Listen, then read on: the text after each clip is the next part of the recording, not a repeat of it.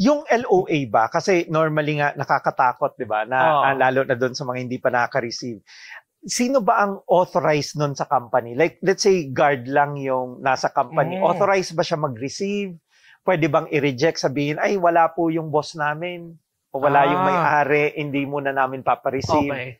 Meron kaming may tinatawag kaming RMO, Revenue Memorandum Order. So, Revenue Memorandum Order, technically, utos siya sa amin. So, sa Revenue Memorandum Order, nandun rin yung, kunyari, mga proper uniform, mga proper conduct. So, may isang Revenue Memorandum Order kami about proper service naman. So, paano kami magsaserve? So, nandun rin, syempre, unang-una, dapat naka-ID kami. Dapat may ID kami, naka-uniform kami. Tapos, di naman kasama doon na dapat maayos buhok. So, dapat pogi ka pag nagsaserve ka.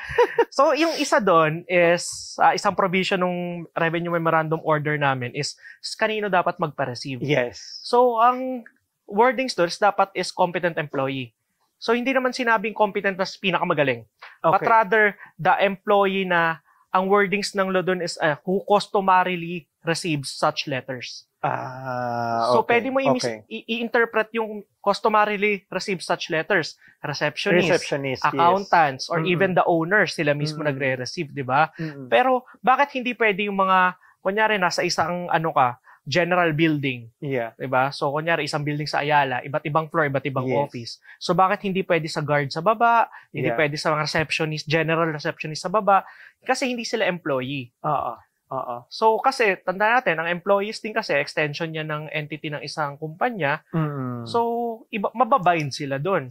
Therefore, yung BIR, and not just BIR, but a lot of all government agencies, as much as possible, talaga, doon sa employee. So, employee who customarily receive such letters. Okay. So, ako, ang ginagawa ko, pag nagsaserve ako, syempre, kahit may receptionist sila, receptionist ng pinaka-company, not the building, i-ask ko, pwede po magpa-receive sa accountant nyo. Kasi the accountant knows kung ano yung pinapareceive ko. Kasi ang ayoko, which is naranasan ko na rin, pinareceive ko sa receptionist.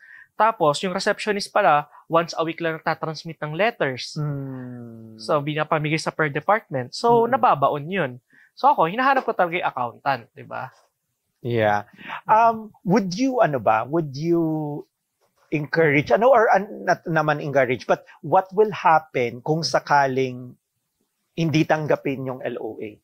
Ano ang magiging repercussion on sa isang company? Mapapaiyak siya yung revenue officer. Ba't yun di tinanggap? Kasi isipin nyo, nakakaiyak talaga kasi babalik na naman. Oo, per batch sa amin ng LOA, hindi yan isa-isa per batch yan. Okay. Minsan yung isang batch ng LOA sa amin, 20, minimum siguro 10. Sipin mo, 10 LOA dala mo at ay minimum, iikot ka sa buong district mo. So yan, ako Makati, lakad-lakad ako doon. Hindi mo pwedeng park ako 10, di ba? So lakad-lakad ako, tapos di mo i-receive. Hindi ako magagalit may iyak ako Kasi ang init Oo. Pero actually, kahit nakakatawa yan, may basis sila. As in, the taxpayers can actually reject the letter of authority. Kasi una, kung hindi ako yung nakapangalan doon, isa yung reason. Diba? Pangalawa, if on my end, walang magre-receive.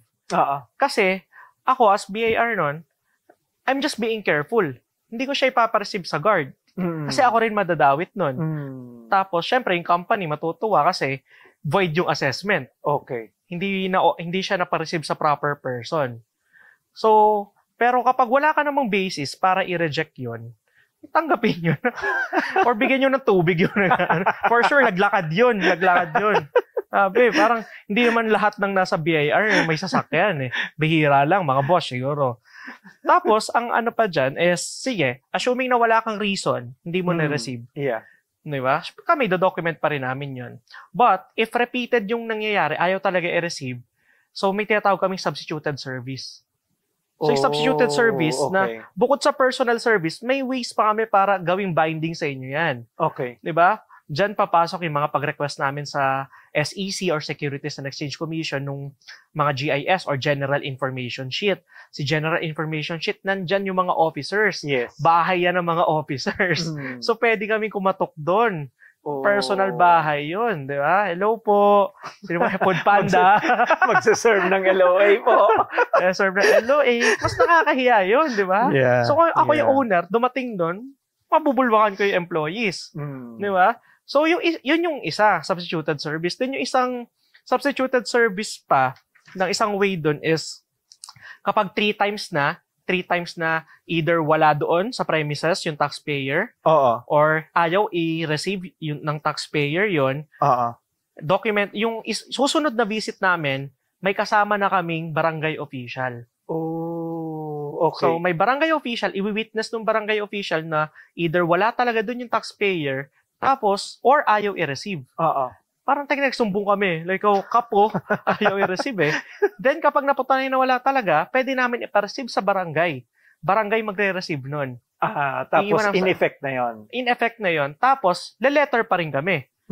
Di ba? Ganun kabait na pinareceive na namin doon. Tapos, mag-letter kami na, uy, may letter kang hindi tinanggap or may letter kang hindi ma-receive kasi wala ka doon.